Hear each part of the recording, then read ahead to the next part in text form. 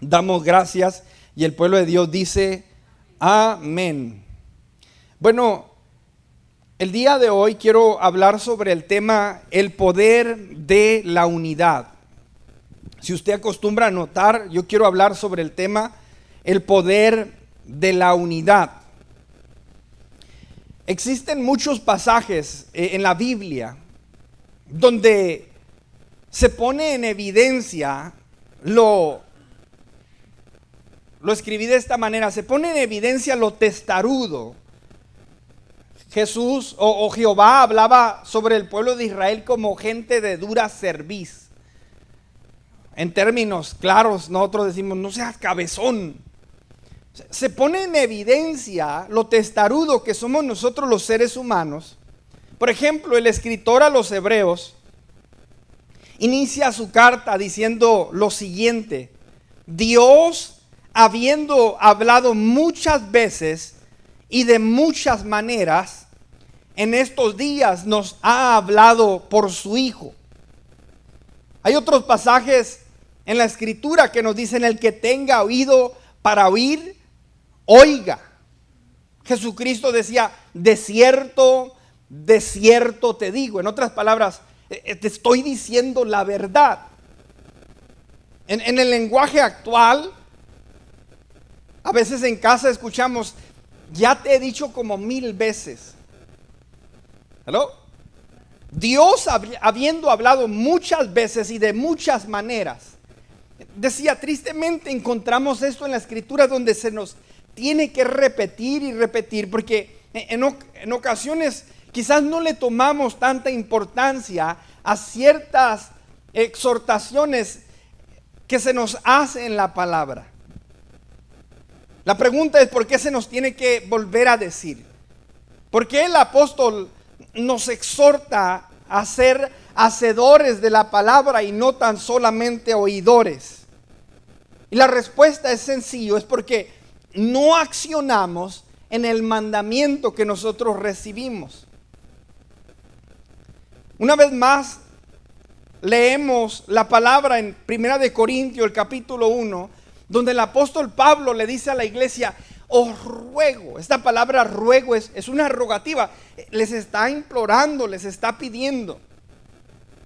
Y les dice: les ruego pues, hermanos, por el nombre de nuestro Señor Jesucristo, no en mi nombre, no en mi voluntad, pero por lo que Cristo ha hecho, les suplico, les ruego que hablen todos una misma cosa y que no haya entre ustedes divisiones, sino que estén, dice la palabra, perfectamente, diga conmigo, perfectamente, que estén perfectamente unidos en una misma mente y en un mismo parecer. Lo he explicado en algunas ocasiones, esta palabra que nosotros conocemos como pecado. ¿Qué es pecado? Hay personas que definen el pecado de diferentes maneras. Algunos dicen: bueno, pues es pecado ir al cine, o es pecado usar pantalón, es pecado escuchar música rap, es pecado emitir una grosería o fumar, etcétera. Pero en la Biblia no encontramos ningún pasaje que diga no fumarás. Entonces, ¿cómo llegamos a la conclusión? Importante. ¿Cómo conocemos qué es pecado? La palabra pecado en el original es una palabra griega que la he dicho muchas veces, que se pronuncia amartía. Y la palabra pecado quiere decir errar al blanco. En inglés lo conocemos como miss the mark. En otras palabras, si yo le pongo un objetivo y le digo: aquí está el blanco en esta manchita aquí, y usted agarra ya sea la flecha y si usted le da aquí, usted falló la marca. Eso es lo que significa pecado. Ahora, es importante que nosotros entendamos, cuando nosotros entendemos la voluntad de Dios y nosotros fallamos la voluntad de Dios, eso es amartía, eso es errar al blanco, es perder la voluntad que Dios quería para nuestras vidas o que Dios desea para nuestras vidas. Cuando fumas, por ejemplo, estás voluntariamente dañando tus pulmones y por ende fallas al blanco de lo que Dios desea. Eso entonces lo hace pecado.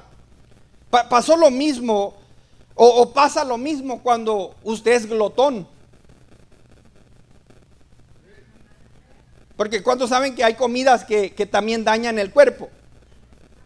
O sea, hay comidas que le van a ocasionar que se llene de colesterol y así como el cigarro hace dañar los pulmones, hay ciertos alimentos que van a hacer dañar su cuerpo. Nosotros, escuche bien, lo vemos diferente. Los dos erran el blanco, los dos fallan la marca y por ende entonces decía, la naturaleza del pecado a veces va más allá de lo que nosotros miramos y de lo que nosotros entendemos. La razón por la cual explico esto en esta hora es porque Dios desea que su iglesia esté unida. Su palabra nos exhorta, escuche bien, a ser solícitos en guardar la unidad. El apóstol Pablo le decía a la iglesia de Éfeso, sean solícitos en guardar. Esa palabra solícitos quiere decir, hagan todo lo posible, hagan todo lo necesario, apresúrense a guardar la unidad en el vínculo de la paz. Es importante que entendamos que Cristo no murió por una religión. Cristo no murió por una denominación. Él no murió por los bautistas, o no murió por los pentecostales, o no murió por los luteranos, los adventistas. No murió por una denominación. Tampoco murió por un individuo. Cristo murió por su iglesia. Murió por lo que Efesios nos presenta como la familia de Dios, como el edificio, como la novia. O lo que el libro de Corintios hace relación al cuerpo. Dice la Biblia que nosotros todos somos parte del cuerpo de Cristo.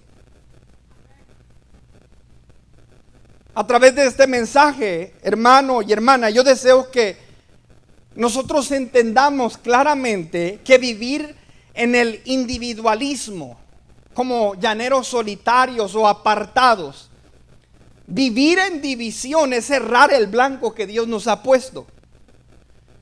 En palabras más claras, también eso es pecado. No es diferente al que fuma, no es diferente al que roba. Es un atento directo contra el propósito del sacrificio perfecto que Cristo hizo por su iglesia. Cristo murió para que estuviésemos nosotros unidos, no para que nosotros estuviésemos divididos. Espero que a través de esta palabra aprovechemos nosotros cuando miremos, aprovechemos toda oportunidad para unirnos, ya sea a un grupo pequeño, un compañerismo, apegarnos a un hermano, una hermana en Cristo en la iglesia y de alguna forma estar entrelazados, estar sincronizados con el cuerpo de Cristo. Y la Biblia nos habla que cada uno de nosotros somos miembros del cuerpo de Cristo. Y a veces hay miembros que dice que pareciera ser que no son tan importantes, pero son sumamente importantes. Vamos a ir mirando y vamos a aprender sobre el poder, decía, de la unidad. El capítulo 13 del libro de Juan. Juan capítulo 13.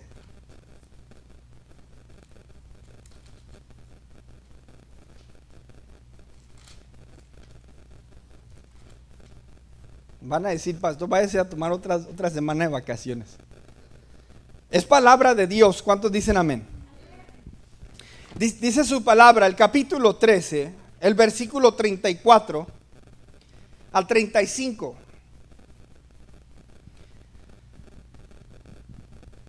Un mandamiento nuevo les doy, que se amen los unos a los otros como yo los he amado, que también ustedes se amen, dice la palabra, unos a otros. En esto van a conocer todos, diga conmigo todos, en esto van a conocer todos. ¿En qué va a conocer la gente? ¿En qué va a conocer el mundo? Y dice la Biblia, en esto. ¿Cuál es el esto? Dice, en esto conocerán todos que son mis discípulos. Esa palabra discípulo quiere decir, son mis alumnos, son mis aprendices. Cuando nosotros decimos, yo soy un cristiano, yo estoy diciendo, soy un seguidor de Cristo. Él es Cristo, yo soy un seguidor, soy un cristiano, yo soy como Él. En esto va a conocer el mundo que ustedes son mis seguidores, mis discípulos, si tuvieseis o si tuviereis amor los unos, que dice, por los otros. El mundo va a conocer, cuando nosotros nos dividimos, el mundo no conoce a Dios a través de nuestra vida. Cuando yo me uno a una persona, el mundo conoce que yo soy un discípulo de Cristo. Cuando yo le extiendo la mano a alguien, cuando yo convivo, cuando yo me uno, el mundo entonces conoce que yo soy un discípulo de Cristo. Es interesante notar el capítulo 13, y usted puede mirar en la escritura. El capítulo 13 lleva el tema Jesús lava los pies de los discípulos. Cuando nosotros miramos, el capítulo 13 nos da a conocer cómo es importante que no se malinterpreten los títulos. Escuche bien, es importante entender que no se malinterpreten los títulos. Nosotros en el mundo, o usted va al trabajo y ahí está el empleado, está el supervisor y está el gerente. El empleado agarra un salario, el supervisor agarra otro y el gerente agarra otro. El empleado le alcanza un carro, al supervisor le alcanza otro y al gerente le alcanza otro. Y hay una mentalidad en el mundo que el que gana más es más que el que gana menos. Y decía, no os conforméis a este siglo, no se amolden al patrón de este mundo, sino sean transformados por medio de la renovación ¿de qué? De vuestro entendimiento. La idea y la santidad nos habla de no pensar como piensa el mundo, no operar como opera el mundo. El llamado al arrepentimiento es volvernos ¿a quién? A Dios. Y lo que Dios quiere cambiar en nosotros es nuestra manera de pensar. Ahora quiero que entendamos bien, cuando llegamos a la iglesia podemos caer en ese error donde yo voy llegando aquí, esa hermana ya tiene muchos años o ese hermano ya tiene muchos años, o él es líder y él es pastor, y creemos que la filosofía es la misma que es en el trabajo. Él es más que aquel o él es más que aquel. Y Jesús en el capítulo 13 les enseña a los apóstoles y en otras palabras le dicen, túmbense en ese rollo, quítense en esa idea. Y lo hace Dios encarnado, Jesucristo, hombre, agarra, dice la Biblia que se quitó la túnica y agarra la toalla. En otras palabras, le dice al siervo, a quien el mundo diría, ese tiene el papel más bajo, le dice, yo, el maestro, voy a agarrar ese trapo, esa toalla, y voy a lavarle los pies. En otras palabras, yo no soy más que ustedes, ni ustedes son más que aquellos que van llegando. Lea la escritura. Y comienza Jesús. Dice Pedro, no, Señor, ¿cómo me vas a lavar a mí los pies? Y la escritura nos da a conocer esto. Entonces es importante, decía, cuando leemos el contexto del capítulo 13, es importante que entendamos, en esto va a conocer el mundo que nosotros somos seguidores, somos discípulos de Cristo. Que vamos a la iglesia y aquel hermano no es mayor que... Estamos en el level playing field, como dicen en inglés. Estamos en un lugar parejo. Al final del día todos éramos pecadores y hemos sido redimidos por la sangre de Cristo. La Biblia nos habla de personas que que tenían tiempo sirviendo y de repente llegó alguien, otro y se les dio el pago de lo mismo. Los últimos serán primeros. Pero Dios no nos mira en esas posiciones, en ese rango. Dice la Biblia que en Dios no hace acepción de personas. Los judíos decían, nosotros somos mejores que los gentiles, y había este pleito. Y la Biblia enseña que el derramamiento de su espíritu fue sobre toda carne, sobre ancianos, sobre adultos, sobre jóvenes, sobre niños, sobre hombres, sobre mujeres. En esto conocerán, en la unidad, escuche bien, se conoce que somos sus discípulos. Ahora, quiero que piensen esto. Dice la Biblia, en esto va a conocer el mundo que son mis discípulos. ¿En qué dijimos? En la unidad. Diga conmigo, unidad.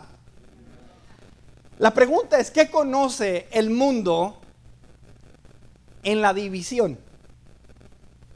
Si en la unidad conocen que somos sus discípulos, en la división conocen que no somos. En la unidad conocen que somos sus discípulos, en la división conocen que no somos. Y tristemente, escuche bien, me parte el corazón porque decía, estamos aquí en el año 2021 y esa iglesia por la que Cristo murió ha logrado más que dividirse. Está la denominación fulana, está la denominación mangana, está esta creencia, esta religión, esta, el otro, aquí, allá. Y de repente cuando se quiere juntar la iglesia, sale un grupito para acá, sale otro grupito para allá y se dividió. No es eso a lo que Cristo nos ha llamado. Y cuando miramos, por ejemplo, el apóstol Pablo le dice, les ruego por nuestro Señor Jesucristo en su nombre que se mantengan unidos. Versículo 11, capítulo 1 dice, porque he sido informado acerca de ustedes, hermanos, por los de Cloé, que hay entre ustedes contiendas. Quiero decir que cada uno de ustedes dice, ahí en la misma iglesia, unos decían, yo soy de Pablo, otros decían, yo soy de Apolos, otros decían, yo soy de Pedro, y otros decían, yo soy de Cristo. Versículo 13, el apóstol Pablo le hace esta pregunta a la iglesia y le dice, ¿acaso está dividido Cristo? ¿Fue crucificado Pablo por ustedes o fuiste bautizados en el nombre de Pablo? Se acerca una persona y lo primero que quiere saber, ¿qué religión eres o qué denominación eres? Quieren poner el cerco de división para decir, en esto somos diferentes. Jesucristo dice, en esto conocerá a la gente que son mis discípulos. ¿En qué? ¿En que están divididos? No, en que están unidos. Decía, tristemente existen innumerables denominaciones, religiones. Cada quien quiere ser el capitán, cada quien quiere ser el chief, como dicen por ahí. Se conoce que somos sus discípulos en la unidad y no en la división. La voluntad de Dios es la unidad. La división es ir en contra de su voluntad, es pecado, lo que mirábamos al principio. Ahora, el primer punto, en esto conocerán que somos sus discípulos. Segundo punto, ¿qué hay detrás de la división? Porque está esta lucha constante en la iglesia, y cuando hablo de la iglesia no hablo de más que vencedores en particular, pero en el cuerpo en general. ¿Qué hay detrás de la división? Bueno, número uno, entendemos que la división es lo contrario a la voluntad de Dios. Es la voluntad de Satanás. Nosotros como iglesia, escúcheme bien, dice el apóstol Pablo, les ruego por la misericordia de Dios, en el nombre de Jesucristo, que se unan, hagan todo lo posible por unirse. El apóstol Pablo le dice a la carta a la iglesia de Efesios, sean solícitos en guardar la unidad. Necesitamos, decía, abrir nuestros ojos, nuestros oídos, siempre que haya una oportunidad de unirme a alguien, a un grupo, decía, a cualquier cosa que me va a conectar al cuerpo de Cristo, yo necesito apresurarme y ser solícito. Decía, lo contrario, la división, entendemos que es lo contrario a la voluntad de Dios, es la voluntad de Satanás. ¿Qué hay detrás de la división? Bueno, cuando alguien persiste en estar dividido, sabemos que es el egoísmo. El egoísmo, yo solo, yo no necesito atender la necesidad de nadie, nada más aquí se trata de mí. No me gusta estar con ellos porque me incomodan, o no me gusta la plática, o no me gusta esto. El egoísmo. ¿Qué hay detrás de la división? Uno, el egoísmo, la soberbia, la altivez, la desobediencia y el estancamiento. Cuando hablamos de egoísmo, solo me intereso o solamente me interesa lo mío. La soberbia dice, yo lo hago mejor. La altivez, el crédito lo merezco yo. Si estoy solo, pues no hay con quién competir. La desobediencia, yo hago lo que yo quiero. Yo no voy a hacer lo que me dijo el pastor o lo que me dijo el líder o lo que, sin saberlo, lo que me dice Dios. Yo voy a hacer lo que yo quiera. Desobediencia. Detrás de la división hay un estancamiento. Fíjese bien, estar dividido, estar como llanero solitario solamente te estanca. No hay manera de practicar el amor. Uno de los peligros más grandes hoy para muchas personas que no se congregan, dice la Biblia, no dejando de congregarnos como algunos tienen por costumbre. Hay un pasaje aquí que no lo tenía en el menú. Pero dice el capítulo 11 de Primera de Corintios, el versículo 17. El apóstol Pablo le decía a la iglesia de Corintios, dice, pero al anunciarles esto que sigue, no os alabo. En otras palabras, no los reconozco, no los elogio. Porque dice, porque no se congregan para lo mejor, sino para lo peor. No se congregan para algo productivo, sino se congregan para algo destructivo. Pues en primer lugar, cuando se reúnen como iglesia, oigo que entre ustedes hay divisiones. Y decía el apóstol Pablo, y en parte lo creo. Ahora, versículo 19 dice, porque es preciso, otra versión diría, es necesario que entre ustedes haya disensión. Porque es preciso que entre ustedes haya disensiones para que se hagan manifiestos entre ustedes los que son aprobados. La idea, escuche bien, no es de dividirnos, la idea es de demostrar que somos aprobados. Hace unos minutos hablaba mi esposa de la paciencia. La palabra paciencia viene de esa palabra paciente y habla de alguien que está, por ejemplo, en un cuidado de un doctor. A nadie le gusta estar como paciente, porque de repente le ponen un suero aquí, lo están revisando acá y lo tienen. Y es un proceso donde me ha tocado estar con personas mayores que dicen, ya no quiero la comida de aquí, quiero irme a mi casa.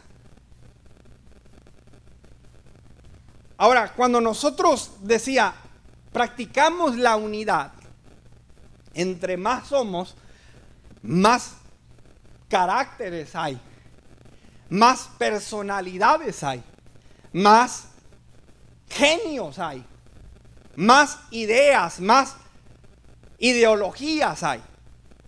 Y entre más lejos estoy, pues en menos broncas me meto. Pero cuando estoy entre la gente, de repente miro que este piensa así, este piensa así, y para mejor evitarme el problema, mejor me divido. Pero decía una vez más, dice Jesús, en esto conocerán que son mis discípulos. ¿En qué? En que se unen. Porque es en la unidad donde yo entonces puedo practicar el amor. Dice un dicho del mundo, más vale solo que mal acompañado. ¿sí? Y ese dicho es de dónde, dijimos del mundo. Entonces es importante que lo entendamos. Decía, cuando nosotros miramos esto, detrás de la división está la soberbia, está el egoísmo, la altivez, la desobediencia y está ese estancamiento. No hay manera, una vez más, de practicar el amor. No le puedes lavar los pies a alguien si no hay nadie al lado tuyo. No puedes practicar la paciencia si no hay quien te impaciente. No puedes practicar el dominio propio si no hay alguien a quien quieras decirle, ya cállate. No hay nadie con quien practicar el perdón si no hay alguien cerca de ti que te ofenda. Ahora, es importante, parece contradictorio, pero decía el apóstol Pablo, porque es preciso, es necesario que entre ustedes haya pleitos, haya disensión, para que se hagan manifiestos entre ustedes los que son aprobados. Es entonces ahí, cuando se armó la bronca, cuando se armó ahí el argüende y lo que pasa en una reunión, que realmente se empieza a modelar los frutos del Espíritu. Es ahí que podemos nosotros realmente, y es importante, decía, cuando miramos la vida y el ministerio de Jesús, miramos que los apóstoles se andaban peleando posición, andaban peleando puesto, se quedaban dormidos. Pero el maestro no dijo, yo de aquí mejor me voy a ir. No, se mantuvo ahí y empezaron los discípulos uno a uno a crecer y a madurar juntos. El problema, decía, que corremos, nos dividimos y será imposible lograr lo que Dios quiere hacer con nosotros si estamos divididos. Hay un pasaje y usted lo puede leer en casa, el capítulo 16 del libro de Números, donde la Biblia nos habla de la rebelión de Coré. La Biblia nos enseña que Dios levantó a Moisés como el líder. Moisés no quería el puesto. Moisés no fue a decir, bueno, pues yo soy pastor de ovejas, yo sé hacer esto, yo sé hacer aquello, elíjanme a mí. No, dice la Biblia que ardía una zarza en fuego y ahí va Moisés a ver por qué arde y no se consume. Y estando ahí, dice que Dios lo llamó al ministerio. Quita el calzado de tus pies, las sandalias de tus pies, porque el lugar que pisas santo es. Y Dios empieza a darle instrucción.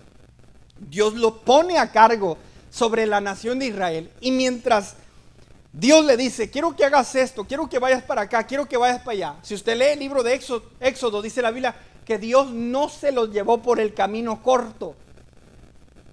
No fue Moisés, sino que fue Dios. Una columna una nube los guiaba en el día y una columna de fuego, una nube de fuego los guiaba de noche. En otras palabras, lo he predicado, tenían el mejor sistema de GPS que puede existir. Dios les decía, dale para acá o dale para allá. Pero en un punto del caminar, se levantaron estos hombres, Coré y su séquito, 250, y dijeron, ¿saben qué? Hasta aquí ya nos cansó este hombre llamado Moisés. Lea la historia. Y dijeron, mira dónde estamos. Nos dijo que nos iba a llevar para allá y estamos pasando tiempos difíciles. Y dice la Biblia que ellos hicieron todo lo posible por dividir a la nación de Israel. En otras palabras, dijeron, aquí vamos a cortar y vamos a nombrar otro director. La Biblia dice que en respuesta se los tragó la tierra, porque la idea de Dios no es dividir.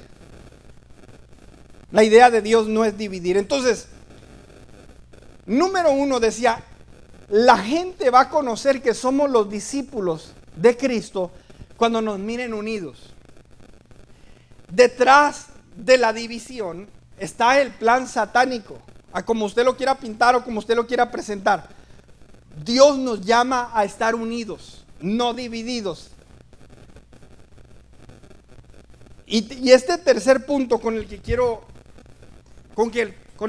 ir aterrizando, tengo que tener mucho cuidado porque luego dice que termina y termina y no termina. Pues como el avión va aterrizando, ¿verdad? Abróchese los cinturones. Hay lo que en inglés, el tercer punto, se le llama divide and conquer, o lo que se llama divide y conquista. Y esta es una estrategia que se aplica a muchas áreas de nuestra vida. Dígalo conmigo, divide y conquista. En inglés lo conocen como divide and conquer.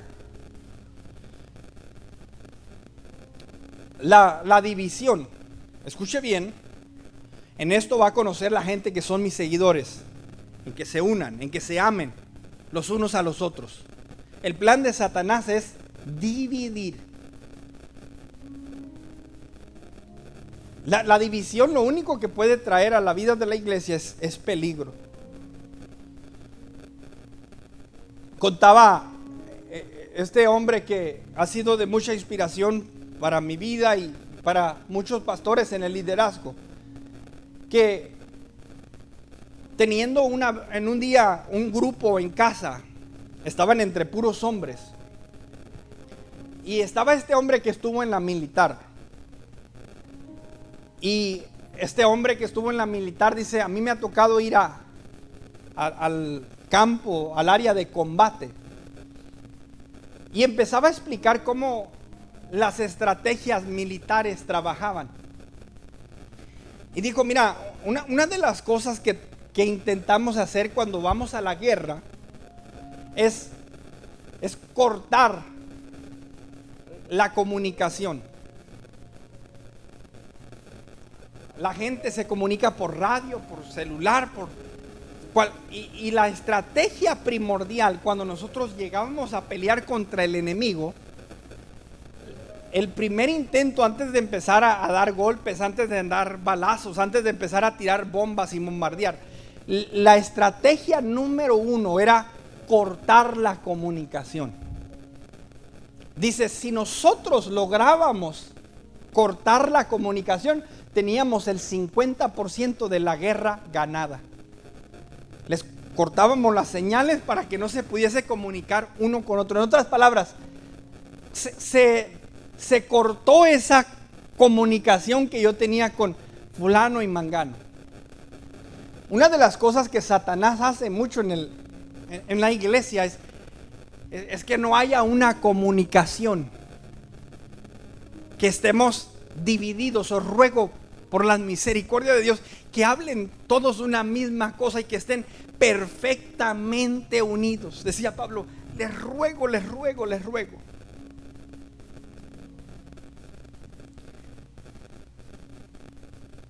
Me tocó aprender a polarizar vidrios. Y en los tiempos de antes, cuando polarizaban vidrios traseros, le ponían como 5 capas así chicas, delgaditas.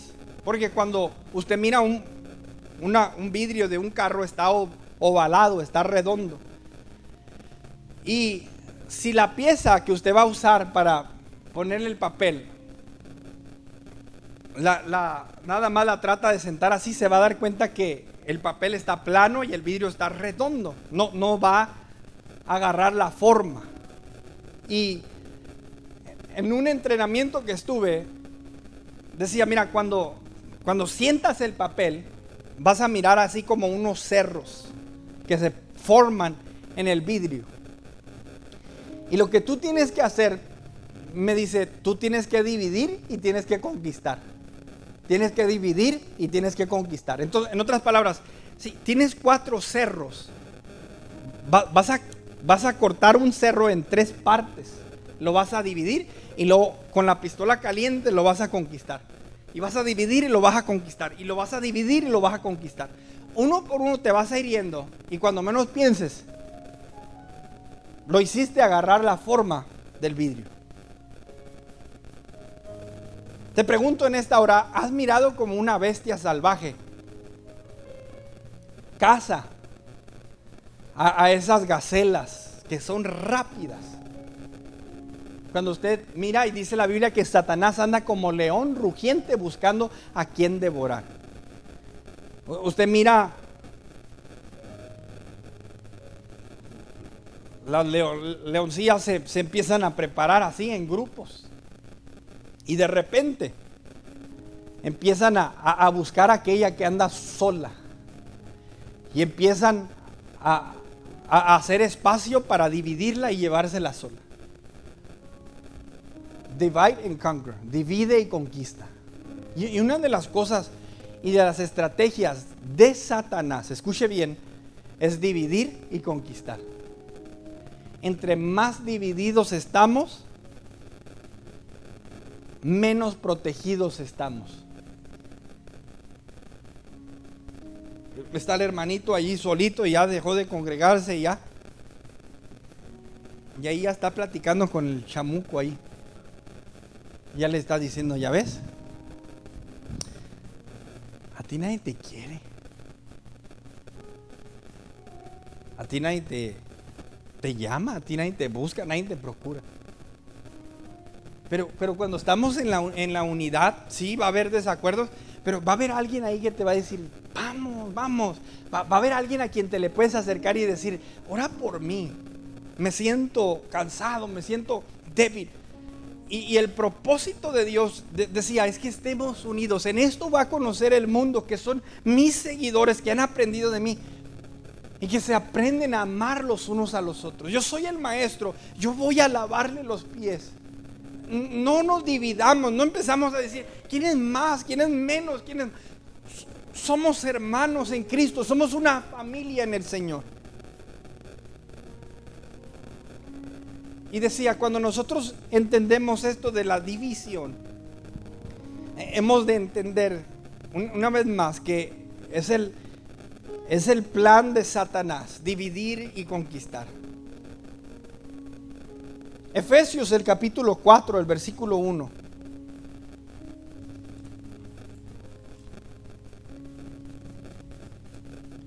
Efesios capítulo 4, verso 1 en adelante.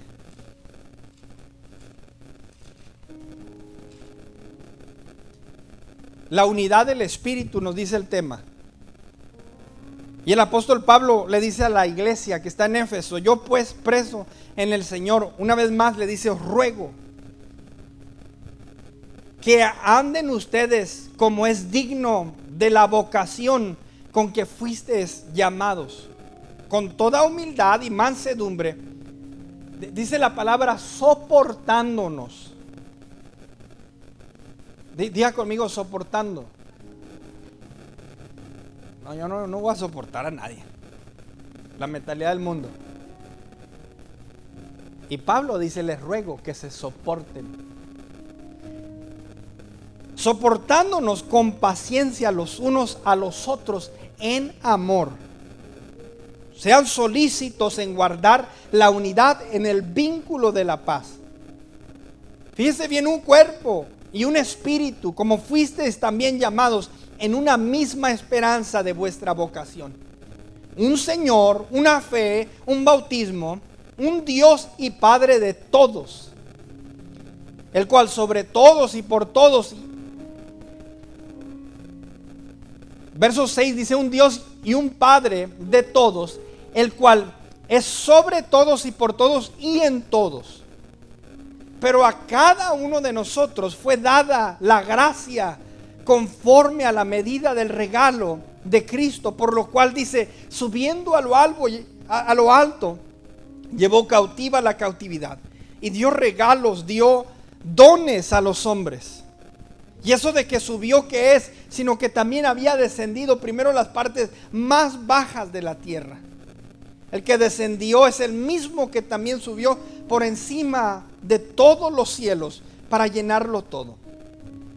Y fíjese bien, el tema aquí está hablando de la unidad. La unidad, sopórtense en unos a otros, sean solícitos en guardar la unidad. Y luego empieza a hablar de cómo Dios ha preparado hombres, ha preparado ministerios, ha preparado y diseñado ciertas actividades en la iglesia para llevarnos allí. Y Él mismo constituyó a unos apóstoles, a otros profetas, a otros evangelistas, a otros pastores y maestros, a fin de perfeccionar a los santos para la obra del ministerio, para la edificación del cuerpo de Cristo, hasta que todos lleguemos ¿a qué? Hasta que todos lleguemos a la ¿Sí? Y específicamente el versículo 13 dice, hasta que todos lleguemos a la unidad. Satanás ha venido para dividir, Dios ha venido para unir. Hasta que todos lleguemos a la unidad de la fe y del conocimiento del Hijo de Dios, a un varón perfecto, a la medida de la estatura de la plenitud de Cristo, para que ya no seamos niños fluctuantes, llevados por doquiera de todo viento de doctrina, por estratagema de hombres que para engañar emplean con astucia las artimañas del error, sino que siguiendo la verdad en amor, crezcamos en todo, en aquel que es la cabeza, esto es Cristo, de quien todo el cuerpo, diga conmigo, todo el cuerpo. Oiga, hermano, no está hablando de un miembro en particular, de quien todo el cuerpo, bien concentrado y unido entre sí, ahí está la palabra otra vez, y unido entre sí por todas las coyunturas que se ayudan mutuamente según la actividad propia de cada miembro, recibe su crecimiento para ir edificándose, dice su palabra, en amor. Un solo bautismo, una sola fe, un Señor, un solo cuerpo, su iglesia.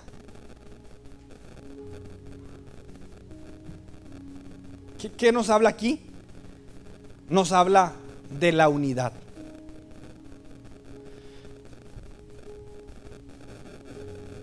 Lucas capítulo 11.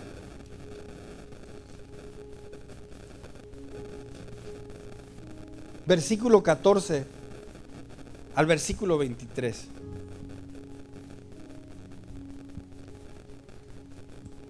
Estaba Jesús echando fuera un demonio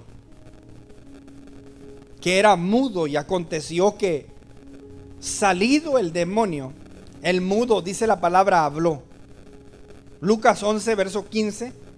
La gente se maravilló. Pero algunos de ellos decían, por Belcebú, por el príncipe de los demonios, Jesucristo hizo esto. Por el príncipe de los demonios echa fuera a los demonios. Y otro, para tentarles, le pidieron señal del cielo. Mas él, conociendo los pensamientos de ellos, le dijo, y fíjese bien lo que le voy a decir, todo reino, estas son palabras de Jesús, todo reino dividido contra sí mismo es asolado.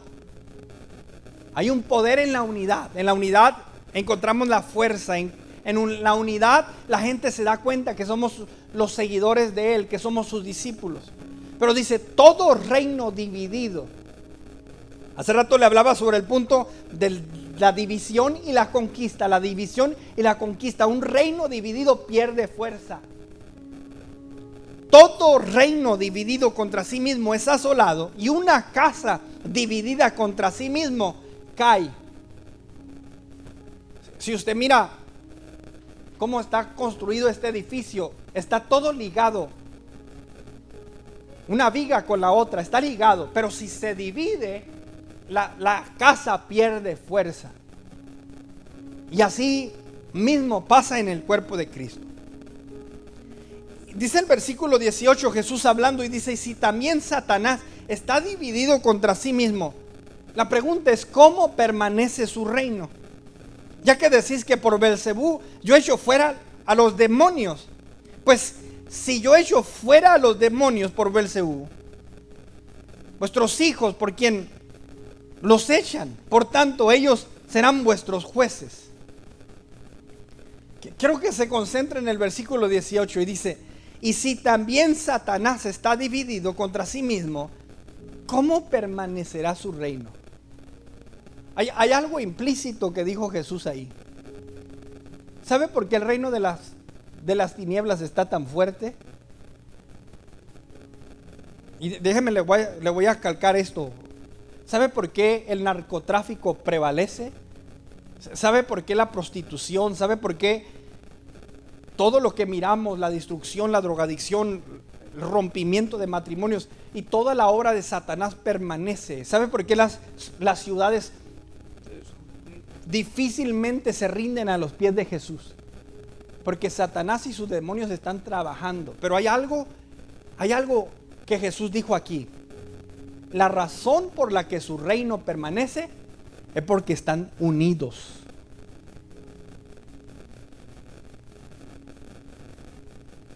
El reino de Satanás no tiene una denominación y otra y otra y otra y otra. O uno dice, yo el demonito, yo me la voy a llevar acá solo. Hay una unidad en el reino de las tinieblas. Y mientras la iglesia dice, yo soy de Pablo, o yo soy de Apolos, o yo soy de Cefas, yo no me voy a juntar con él, yo me voy a juntar. En esto van a conocer que son mis seguidores, dijo Jesús. Y aún a los difíciles de soportarnos, dice la Escritura.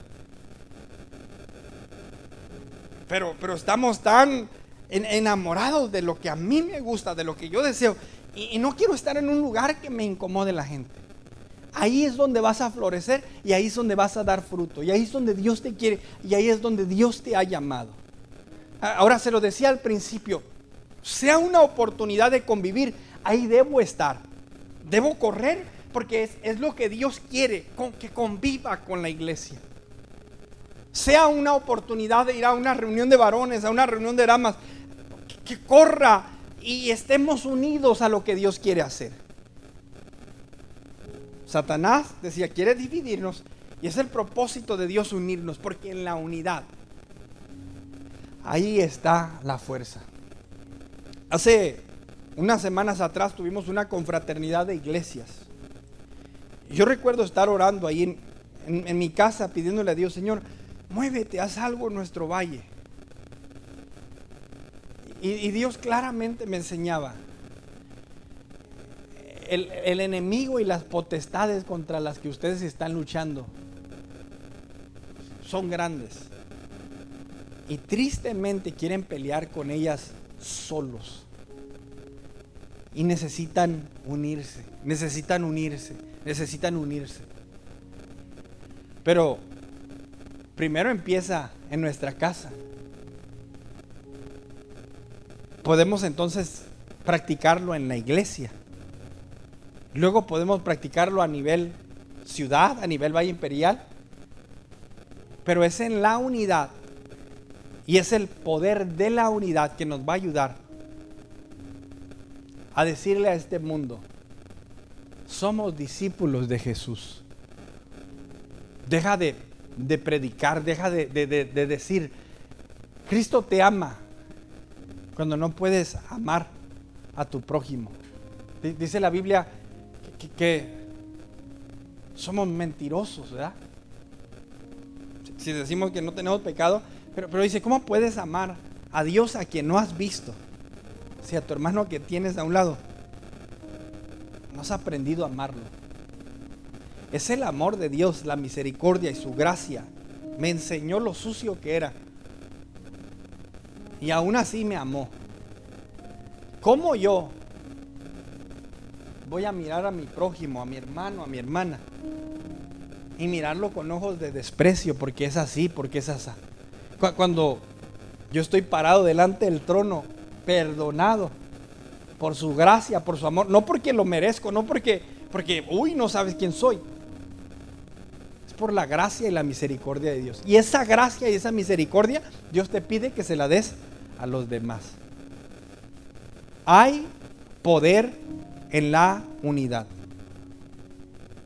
Hay poder en la unidad. ¿Cuántos dicen amén? Ahora, yo le decía al principio, Dios habiendo hablado muchas veces y de muchas maneras. ¿Por qué tiene que Dios hablarnos muchas veces y muchas maneras? Porque no lo entendemos, no lo ponemos en práctica. Lo más importante de lo que acabamos de escuchar ahorita es decir, ¿dónde lo puedo practicar? ¿Dónde lo puedo vivir? Y es ahí donde nosotros decía, realmente vamos a darle a conocer al mundo que somos discípulos de Jesús. Póngase sobre sus pies.